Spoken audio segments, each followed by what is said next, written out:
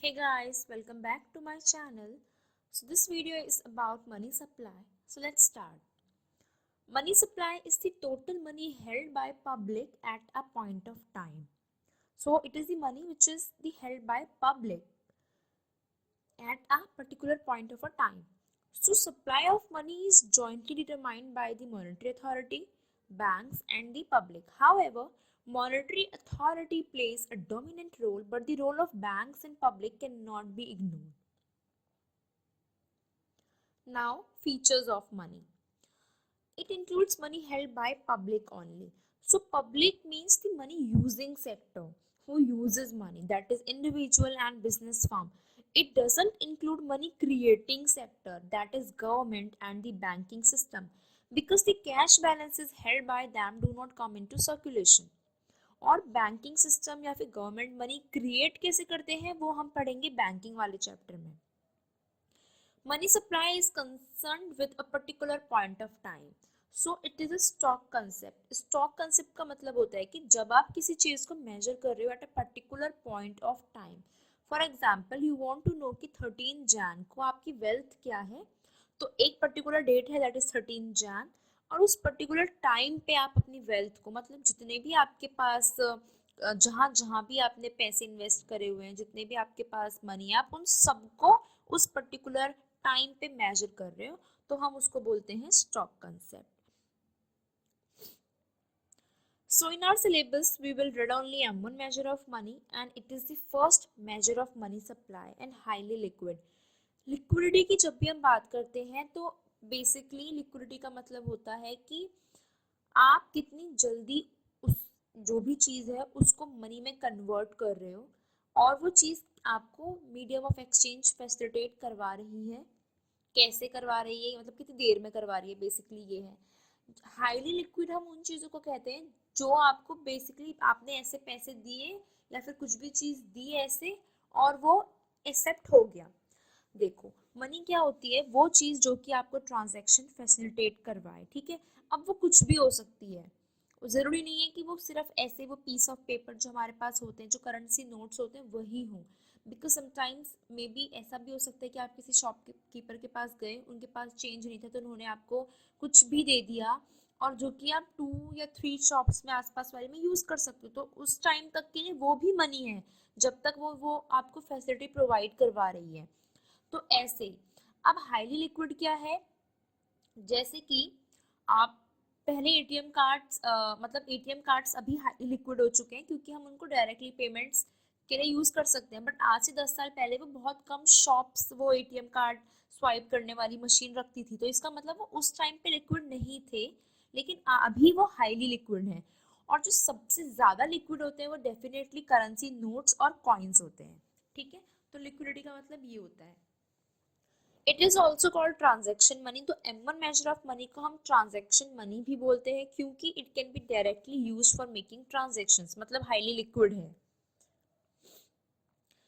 So M1 consists of CC, which is currency and coins with public, DD, which is demand deposits of commercial bank, and OD, which is other deposits with RBI. So as the name suggests, it consists of currency notes and coins held by public.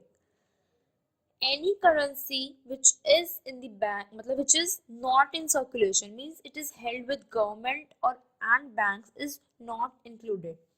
Currency money is termed as fiat money because it is considered or defined as money under the order from the government to act as money.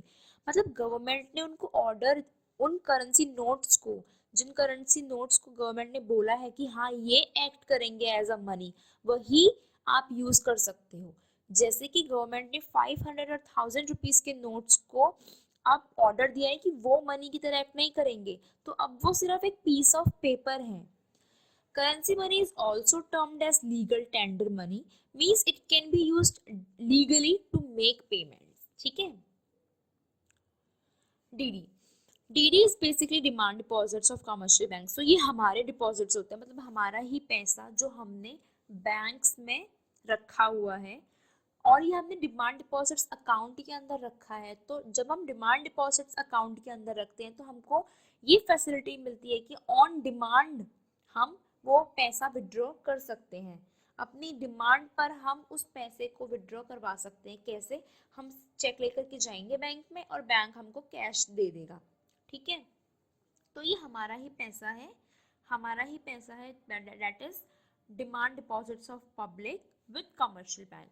और हम they are treated as equal currency क्योंकि it is accepted as a means of payment. ठीक है, inter bank deposits यहाँ पे हम exclude कर देते हैं, means deposit held by bank on behalf of other bank. ठीक है, अब एक बैंक, जैसे कि अब हमने अपने पैसे हम बैंक के पास रखते हैं, ऐसे ही बैंक भी अपने पैसे डिपॉजिट्स बैंक के पास रखते हैं, जो कि वो ऑन डिमांड, क्योंकि ये डिमांड डिपॉजिट्स हैं तो वो ऑन डिमांड उसको निकाल सकते हैं। बट ये हम मनी सप्लाई में नहीं कंसिडर करेंगे क्योंकि ये पब्लिक के नहीं है, सर्कुलेशन में नहीं आते हैं। Now OD, so OD, other deposits with RBI is the deposits held by RBI, RBI के पास है on behalf of foreign banks, foreign government, public financial institution, world bank। ठीक है, ये जो OD का proportion होता है बहुत ही ज़्यादा छोटा होता है, तो इसीलिए हम इसको एक्सक्लूड कर देंगे तो भी कुछ बहुत ज़्यादा फर्क नहीं पड़ता है। हाई पावर्ड मनी, तो हम हाई पावर्ड मनी को हाई पावर्ड मनी क्यों बोलते हैं?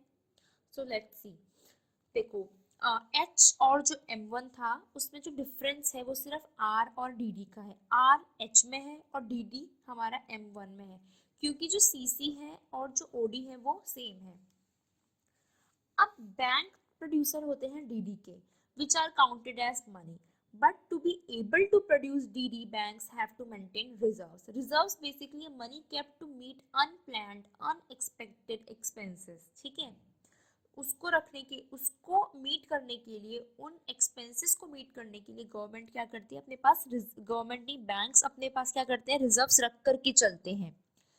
अगर किसी दिन बहुत सारे लोग आ जाते हैं और वो अपना पैसा एक साथ मांगने लगते हैं, तो गवर्नमेंट को उस सिचुएशन को हैंडल करने के लिए वो पैसा होना चाहिए उनके पास, तो वो इसलिए रिजर्व्स रख करके चलते हैं। तो इसका मतलब क्या है कि आर तो एक बड़ी सी चीज है जहाँ से गवर्नमेंट सबको, अगर 20 लोग भी आ गए वहां से वो 20 लोगों को दे सकती है वो पैसा उन उस रिजर्व में से। तो इसका मतलब क्या है कि डी एक छोटी सी चीज है और जो रिजर्व है वो बड़ी सी, जो डीडी है वो छोटा है और जो रिजर्व है वो बड़ा है। That means that DD is a multiple of R. ठीक है, इसीलिए, और ये जो आर है वो किसका कंपोनेंट है, एच का है, और वो बड़ा है, इसीलिए हम इसको हाई पावर्ड मनी बोलते हैं। और ये क्या करता है, it also serves as base for multiple creation of DD. ठीक है, अब ये बहुत डिटेल में हमको नहीं पढ़ना है यहाँ पर, अभी हम ये बाद में पढ़ेंगे जब हम इकोनॉमिक्स बड़े लेवल पे पढ़ेंगे। बीएमएस में बेसिकली आता है, बीबीए में भी आता है, बीकॉम ऑनर्स इन सब में आएगा। तो अभी हमको हमारे सिलेबस में सिर्फ इतना ही दिया हुआ है, so you can refer these notes।